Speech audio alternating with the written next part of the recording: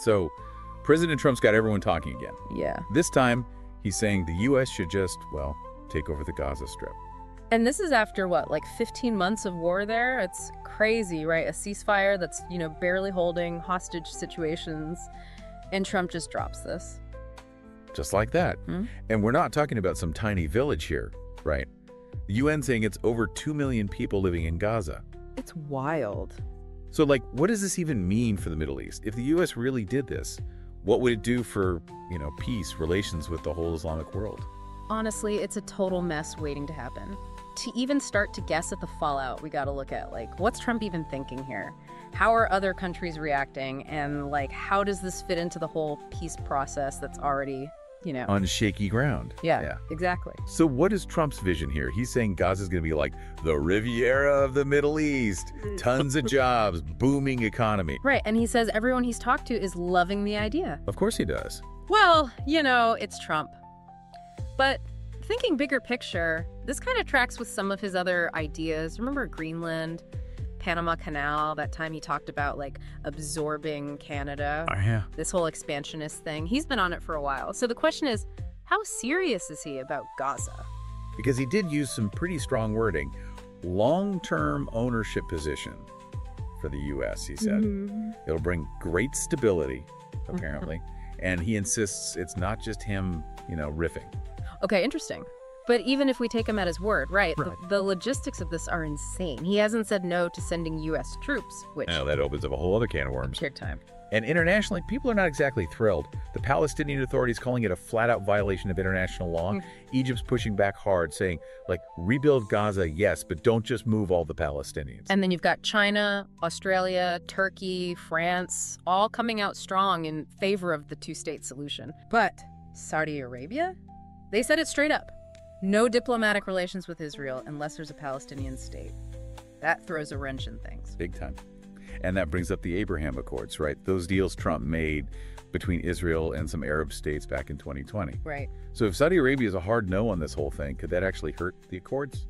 Because it seems like Trump really wants to expand those, right? Yeah, for sure. Saudi Arabia is seen as the big prize there. If he alienates them, that's a huge blow to his whole strategy. So he's in a tough spot. And on top of that, there's the ceasefire.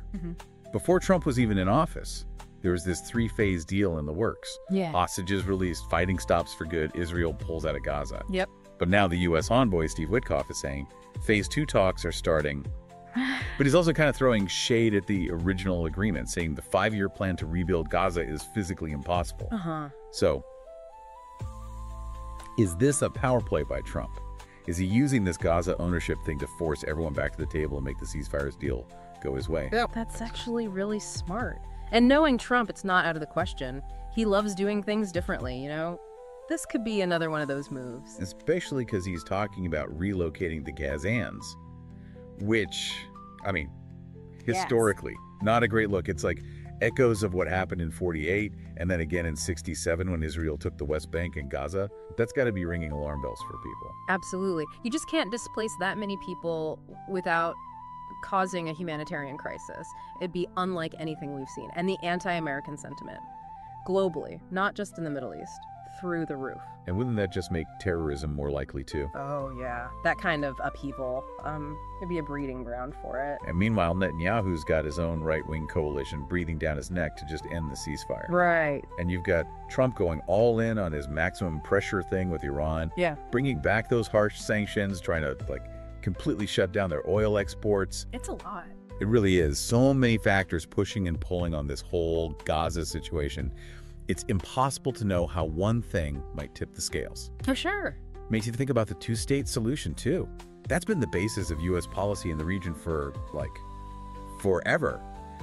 But then Trump's 2020 peace plan basically said, nope, no Palestinian state. So is this it? Is this Gaza thing the nail in the coffin? Honestly, that's the million-dollar question. This does feel like a huge shift from how the U.S. has acted before. But then again, with Trump, who knows? So here we are, a region that's ready to explode, a proposal that's causing chaos, and a ton of unknowns. It's a lot to process. But amidst all the politics and everything, we can't forget, this is about people. Millions of lives are hanging in the balance here. This isn't just some game. Absolutely. We have to remember that. This isn't just about land or who's in charge. It's about human beings. Yeah, and we were just getting to some of the really tough parts of Trump's plan. Like, what happens to all those Palestinians if they get moved? And what does this mean for, like, the whole peace process? You know, we can't forget the history here. This is a population that's been displaced, what, like 2-3 times already? The 48 war, then 67 when Israel took over the West Bank and Gaza. That stuff leaves a mark. You know, talk about relocating people again. It's going to bring up a lot of fear and anger. Especially since Trump hasn't really said how this would even work. Like, 2 million people, where do they go? Who's going to take care of them? He's not saying. Exactly. And that just makes everything worse, right? More chaos, more potential for violence. Just imagine trying to move that many people. The human rights violations that could happen, it's a disaster waiting to happen. And wouldn't that just make people hate America even more? Oh, absolutely. Not just in the Middle East either, globally. Okay, so the peace process. Yeah. The two-state solution, it's not perfect, but at least it's like the plan everyone's been working with. But Trump's basically ignoring all that. Right. He's basically taking sides. It says to the Palestinians, your dream of having your own country doesn't matter anymore, and that just kills any chance of future negotiations. And then the U.S. can't really be, like, the peacemaker anymore, can they? No way. Not if they're picking a side. They've always been the ones trying to get everyone to the table, but this move, it just alienates everyone. Okay, but what about Hamas? They're the ones in Gaza, and they already said they don't want this, so what's Trump going to do? Send in the military. That's the scary part, right? No one knows. But if he tries to take control by force, well, that just means more fighting, a bigger war, and everyone loses. And we've been talking about the Middle East, but this could affect the whole world, right? Oh, for sure. If the U.S. just does whatever it wants, breaks international law, it's not a good look. It makes other countries nervous. And it could embolden countries like Russia, Iran. Yeah. They see the U.S. acting like that, they might start doing the same thing. It's a mess. But I keep thinking about the people in Gaza. This isn't just politics, right? It's their lives, their homes, their futures. Exactly. That's what gets lost in all this talk about strategy and power. Yeah. It's about human beings. Yeah. And any solution that doesn't put them first is just going to fail. So, is there any hope? Is there a way out of this that doesn't lead to more fighting and suffering? What are the other options besides Trump's idea? That's a great question. And that's what we're going to be looking at in the last part of this deep dive. We'll talk about those other options, what the rest of the world can do, and if there's even a tiny chance of finding a peaceful solution to all this. So we spent a lot of time trying to get our heads around this whole Gaza thing. Trump's plan, the fallout. Yeah, it's heavy stuff. It really is. All the problems, the chance of things getting violent, nobody really knowing what the plan is. It can feel like, what's the point? Exactly. Yeah. But you said there are other options besides what Trump's suggesting, right? So, like, what can be done that would actually make things better for both Israelis and Palestinians? Well, even with everything going on, the two-state solution is still the best shot we've got. The UN's behind it. The US was behind it before Trump. And a lot of people on both sides still want it. But isn't Trump doing the opposite? Like, his whole peace plan said no to a Palestinian state. He's not following international law, and he's super tight with Netanyahu. Yeah, it doesn't look good, but that doesn't mean the two-state solution is dead. It just means everyone needs to step up, get back to talking, rebuild some trust, make it so negotiations can actually happen. That sounds really hard. Like, where do you even start with that? You start by admitting that both sides have points. Palestinians deserve to decide their own future, have their own country, and not be occupied anymore. And Israelis deserve to feel safe, be recognized by others, and not be afraid all the time. I mean, those things don't have to be enemies, right? Yeah. But actually doing them. It's been tough. But I think it can be done. Yeah. You need strong leaders, people willing to make hard choices, who care more about peace in the long run than winning right now. So what can the rest of the world do? We've heard countries like China, France, a few others say they support the two-state solution. Well, is that enough? It's a start, but they got to do more than just talk.